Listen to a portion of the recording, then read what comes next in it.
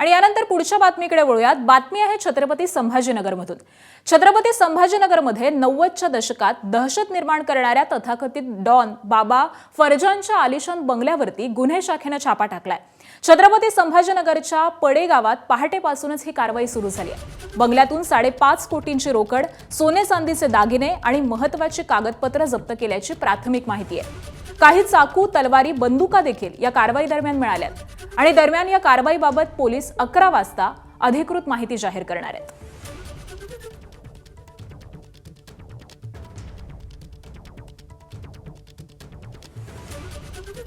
संभाजीनगरच्या पडेगावमध्ये 90च्या दशकामध्ये डॉन म्हणून ओळखलं असणाऱ्या बाबा फरांचं हे घर आहे।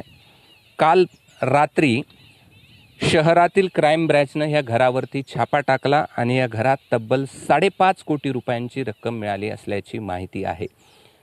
काही काळ ही कारवाई चालली आणि ही रक्कम मोजण्यासाठी 5 मशीन या ठिकाणी बोलवण्यात आल्या होत्या। पोलिसांचा भला मोठा फौजफाटा तैनात करण्यात आलेला होता। केवळ बंगल्यातून रोख रक्कमच नाही तर सोन्या चांदीचे दागिने देखील मिळाल्याची माहिती या ठिकाणी दिली आहे।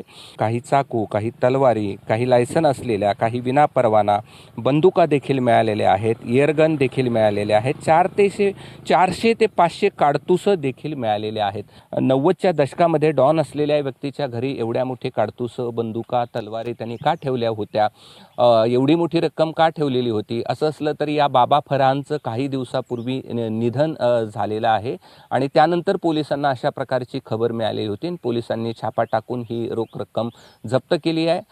ही रोख रक्कम IT म्हणजे इन्कम टॅक्स विभागाकडे देण्यात येईल। शिवाय ज्या बंदुका आणि तलवारी, चाकू, जंबे हे सगळे मिळालेत, या अनुषंगानं छावणी पोलीस ठाण्यामध्ये गुन्हा दाखल करण्यात आलेला आहे आणि या सगळ्यांची पोलीस तपासणी करत आहेत। कॅमेरामन बाळासाहेब पाचवणेसह मी कृष्णा केंडे, ABP माझा, छत्रपती संभाजीनगर।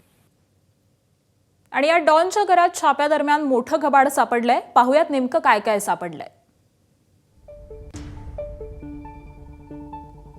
5 कोटी रुपये रोख रक्कम, सर्व नोटा 100 आणि 50 रुपयांच्या आहेत।